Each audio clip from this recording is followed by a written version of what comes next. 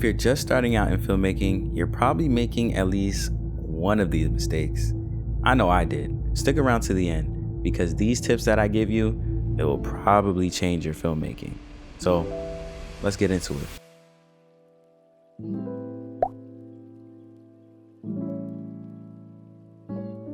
Now I get it.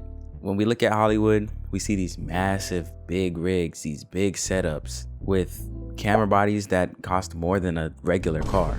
Even on YouTube, people have high-end gear, relative to price, but it's still somewhat expensive for the beginner filmmaker. So naturally, you might think that your camera is not good enough, or you may need the latest and greatest gear, but that's really not true. Now, I'm not gonna sit here and say gear doesn't matter, because certain gear matters for different applications, but in the grand scheme of things, your camera is not going to make your video 10 times better. Some of the most legendary films were actually shot on budget gear. For instance, 28 Days Later was shot on the Canon XL1, which was a mini camcorder that you can probably find for under $300 today. And with that film, it grossed over $300 million and it became a classic. Even take a look at these two videos. Could you tell that these were shot with the same exact camera? One was just when I was a beginner, and the next one was when I actually learned the techniques, how to use my camera, and how to use my budget to actually still make high quality content. As you can see, my camera stayed the same, but my skills is what changed. The moral of the story is really just to focus less on upgrading gear and more on upgrading your skills.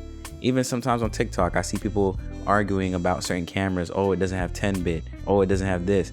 You don't even know how to color grade. Like, you're not even gonna use the camera to its full potential. So why are you sitting here trying to think, oh, I need the best, I need all these specs, when you're not even gonna use them? You don't know how to use them. So that's why I say use what you can within your budget, learn the skills, and then as time progresses, then you can upgrade your gear. That leads me to mistake number 2, which will transform your videos no matter which camera you have. And that's lighting. Now, I'm not just talking about, the 1-point lighting. I'm talking about actually learning lighting, learning how to use natural light, learning where to place your subjects when it comes to light, learning different techniques when it comes to light, such as book light, key light, fill light, hair light. It's easy to think, oh, my camera settings are good, but your shot can look flat without the proper lighting. Lighting is really what transforms your footage from being regular to being cinematic. It's like seasoning on your favorite dish. The dish will probably taste bland if you don't add no seasoning. That's light, bro. And it's not just about throwing a big light on your subject. Lighting is about shaping the mood. If you want to create tension, use some harsh light with some deep shadows. Want it to feel intimate? Use soft diffuse light because it makes things appear to be glowing. Look at films that you like. If you pay attention to the films and you break them down, you can see that lighting actually affects the mood of the movie or show that you're watching. Think of those dark, moody scenes in thrillers or the bright, dreamy vibe of a romantic comedy. You can do all that with just a few lights and an understanding of how to actually place them. And here's a cool tip. Motivated light can make everything feel more natural. For example, if you're shooting someone reading under a desk lamp, that desk lamp isn't just lighting them, it's a part of the world that you're building. When you start paying attention to lighting like this, your videos will feel way more immersive. Now, mistake number 3 is relying on auto settings. And that's a big one. Now, I've been there using the auto mode because it's the easiest thing to work with.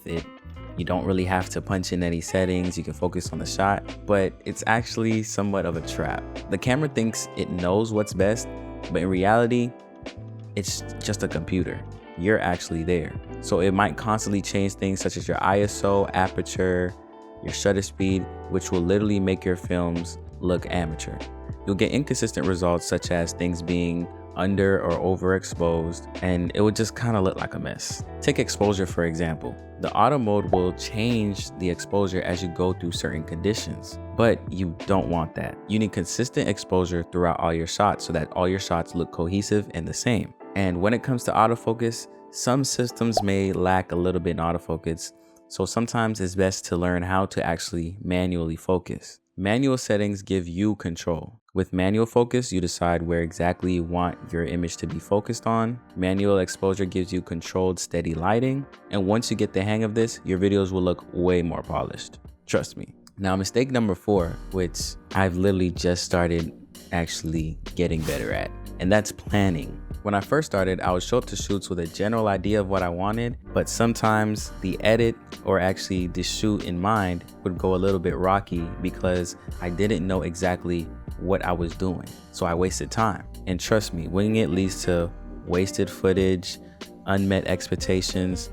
So the key here is to actually plan. When you plan your shots in advance, you save time on set and make sure that you get everything you need. It's all about having a shot list or a storyboard to show exactly what you want to capture, as well as to show your clients or actors how exactly they need to be, because a lot of people are visual learners. This makes your shoot smoother, as well as not creating confusing or moments where you just don't know what to do. Even if you're working on smaller projects, always plan your shots. A basic list will save you from the chaos of coming back to an edit where you don't even know what to do. And that leads me to number 5, which is over editing. And I've been there in the beginning, trying to, make my shots look so crazy, add different transitions. And I will say it depends on what exactly you're shooting.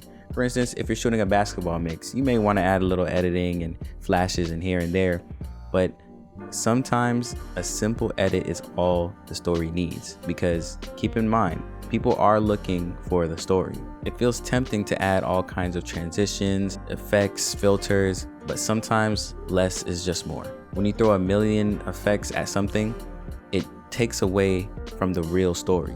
Sometimes the simplest edits, such as transitions or even just calm color grading, are way more effective. Your main focus should be on the story and the pacing to let the audience breathe. If your story has a strong emotional narrative pull, don't drown it in unnecessary effects or add a crazy distracting soundtrack. Learn how to motivate your story with your editing. And before you add that crazy switch flash transition, ask yourself, does it enhance my story, or am I just being extra? So whether you're starting or you've been doing this for a while, these 5 mistakes are easy to fall into. But now that you know about them, you can avoid the struggle and create beautiful cinematic films. But filmmaking is all about learning and improving as you go. So hit that subscribe button for more tips, more tricks, more knowledge. And if you want more tips like this, drop a comment. Let me know which mistake you've made or if there's anything I missed. And don't forget to hit the notification bell so you can stay up to date. I'm out.